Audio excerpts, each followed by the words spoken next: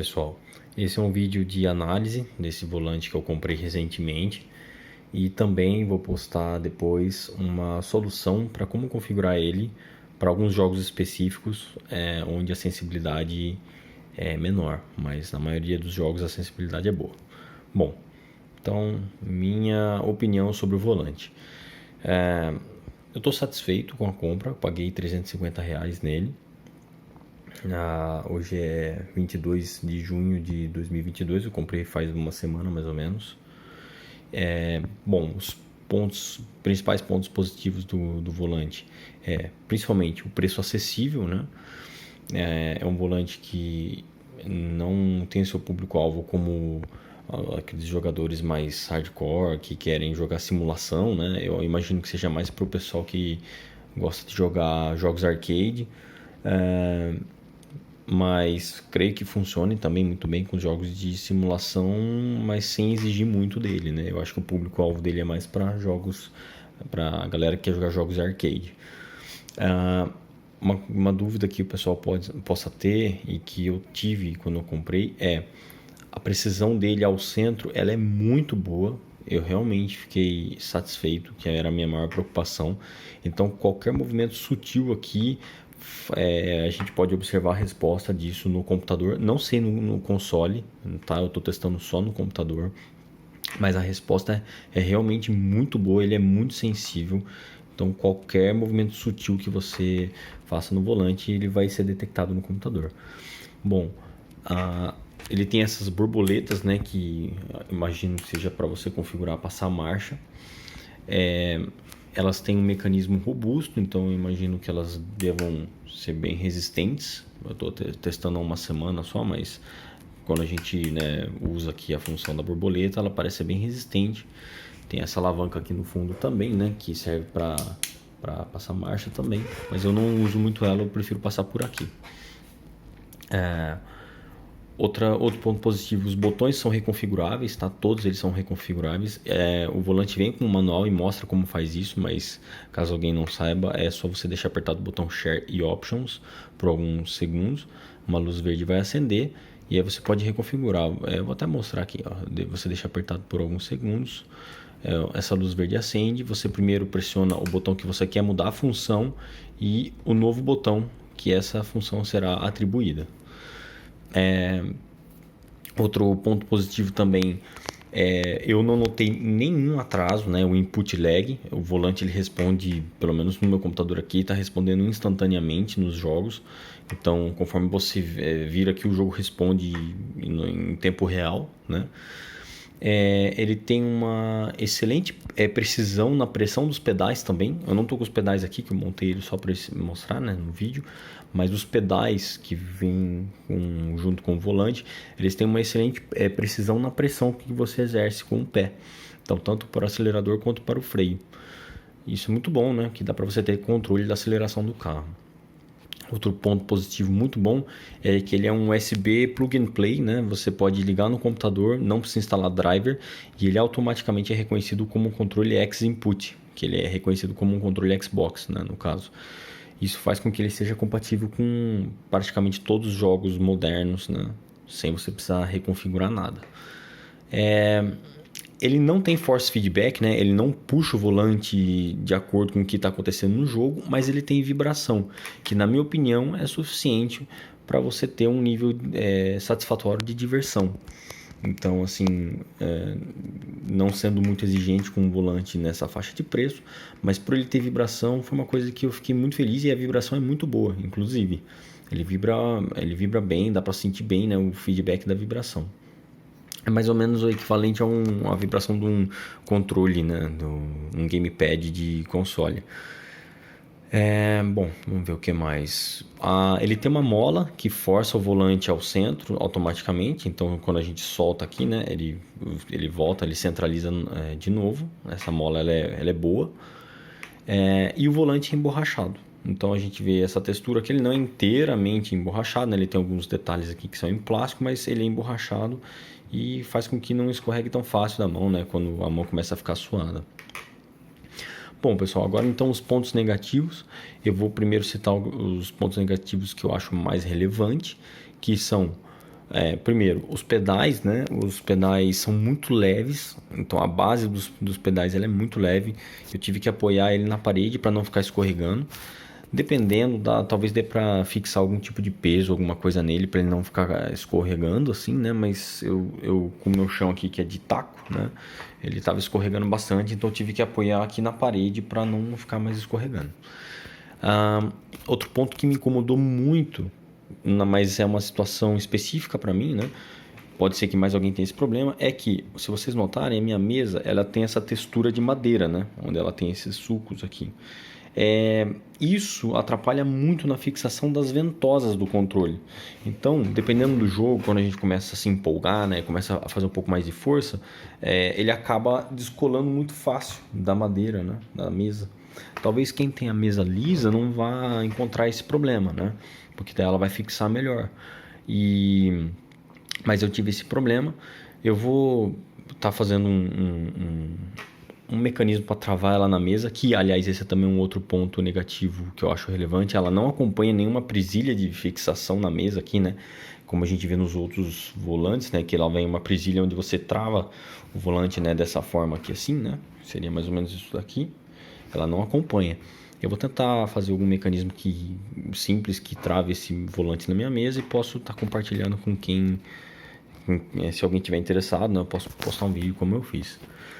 E um outro problema também que eu achei relevante é que, mesmo você reconfigurando, principalmente a borboleta, né, que ela vem configurada por padrão como RT e LT, né, que no caso, normalmente, a maioria dos jogos, esses botões são aceleração e freio, né, então ninguém vai querer acelerar por aqui. Então, normalmente, a gente reconfigura a borboleta. Mas um ponto negativo é que, após você desconectar e conectar ele de novo no USB, ele perde as configurações. Eu não sei se sou eu que não percebeu alguma maneira de salvar essas configurações, mas até então no manual não diz nada. Então, cada vez que você desconecta o controle, ele perde essas atribuições que você reconfigurou, né, dos botões. Esses foram os pontos negativos mais relevantes. E os pontos negativos menos relevantes são: existe uma opção que você pode habilitar quando você liga no Windows, que é o modo Direct Input, né? Que é o D-Input. Você deixa apertado o Home depois de ligar ele no USB por alguns segundos. Você vai escutar ele reconectando no computador. E essa função, dependendo de alguns jogos, você pode tá configurando como volante mesmo nos jogos. Só que o problema é que os pedais perdem a função de pressão, né, de aquela sensibilidade de pressão, eles viram basicamente botões, né, como o RT e o LT. E eu também percebi que o volante fica sem vibração. Talvez deva existir algum driver que solucione esse problema, né, de algum volante genérico próximo a esse daqui. Mas, assim, eu considero isso menos relevante porque, pelo menos para mim, eu não estou utilizando o modo de input, né? Eu ligo ele no USB e ele já detecta como um controle Xbox. Então eu nem acabo utilizando esse modo de input, mas caso alguém vá utilizar, já fica sabendo que pode ter esse problema, né? Até então, no manual não recomenda a instalação de nenhum driver, então você tem que ficar atento que vai perder a função de pressão do pedal e o volante fica sem vibração, mas apenas no modo de input. No modo X-Input ele funciona normalmente. E outra coisa que me incomodou um pouco também, mas aí é uma questão bem pessoal, é que aquela mola que eu comentei, que faz com que o volante volte ao centro, né, automaticamente, ela é um pouco forte demais no centro quando o volante está nessa posição central.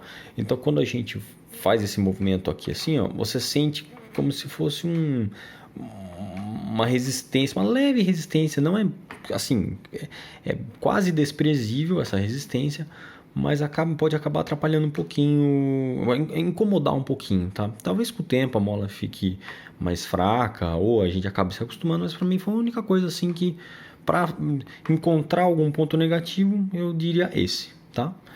Bom, pessoal, então eu vou agora dar continuidade mostrando como configurar esse controle para funcionar no Forza. Eu testei no Dirt 5 e no jogo Flatout 4. Ele funcionou no modo X-Input perfeitamente, com uma precisão muito boa ao centro aqui. Eu nem precisei mexer nas configurações, tá? Mas no Forza Horizon 5 eu precisei fazer alguns ajustes e eu vou estar mostrando para vocês como é que eu fiz. Bom, pessoal, então essa é a parte tutorial, né, de como que eu fiz para configurar o controle para jogar o Forza Horizon 5. Como eu disse, eu testei o volante nos jogos Dirt 5 e Flatout 4. Ele funcionou perfeitamente, com uma sensibilidade muito boa. Mas quando eu fui jogar o jogo Forza Horizon 5, eu notei que o jogo ele não reconhece ah, essa sensibilidade ao centro do volante. O que eu quero dizer com isso? Bom, eu conectei o meu volante por USB no computador, não alterei nada nele, ele está pela configuração padrão aqui. E o Windows reconheceu, né, como um controle, né, que é o Wired Wheel. Se a gente vir em propriedades, vocês vão observar aqui, o volante ele é muito sensível ao centro, né? Qualquer movimento sutil que eu faço aqui, ó, o computador ele reconhece, mas no jogo não reconhece. Então, esses movimentos mais sutis aqui o jogo ignora, então você tem que acabar esterçando muito o volante para o jogo começar a identificar que você está esterçando o volante. Isso atrapalha muito, porque se você quer fazer esses ajustes mais sutis, né, na estrada, você não consegue porque o jogo não identifica que você está esterçando. Isso só no Forza Horizon 5. Como que eu solucionei esse problema? Primeiro, vocês vão acessar o site X360CE, que é um programa antigo, já bem conhecido de emulação de controles. Ele foi feito principalmente para fazer controles genéricos, né, ou controles mais antigos serem detectados como o controle do Xbox 360 no Windows. Depois que vocês acessarem esse site, vocês vão baixar. Eu baixei a versão 4.17.15, né? É só clicar em download que o download vai iniciar. Vai vir um arquivo zip que vocês vão descompactar e tem um programa lá dentro, que é o programa do controle. Depois de fazer o download, vocês vão abrir o programa. Eu vou abrir aqui para vocês, só um minuto. Tá aqui. Depois que vocês abrirem o programa,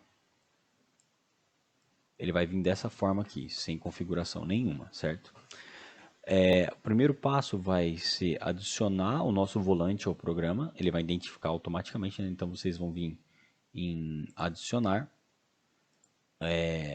o controle, né? O volante aqui, no caso, vocês vão ver pelo nome, né? Pelo product name aqui, e adiciona, tá? No meu caso já estava adicionado, então eu vou adicionar de novo. Adicionou, beleza. E vocês vão clicar aqui no botão Alto. Esse botão ele vai configurar automaticamente todos os botões. Isso facilita muito porque como o volante ele já é identificado como um controle de Xbox pelo Windows, ele já vai mapear automaticamente todos os botões, né, pro controle aqui. Então vocês não vão precisar fazer mais nada nessa parte de configuração. O segredo para fazer funcionar no Forza, ele vai estar nessa opção de left thumb, né, que seria a sensibilidade do volante, né, de você esterçar para a esquerda ou para a direita, que seria o equivalente ao analógico esquerdo aqui. O macete vocês vão colocar essa opção anti-dead zone em mais ou menos 30%. Para mim, 30% foi o suficiente. Aí vai de cada um, né? Se vocês quiserem tentar mais ou menos. E depois de colocar esse anti-dead zone em 30%, vocês vão aumentar o dead zone para 1%.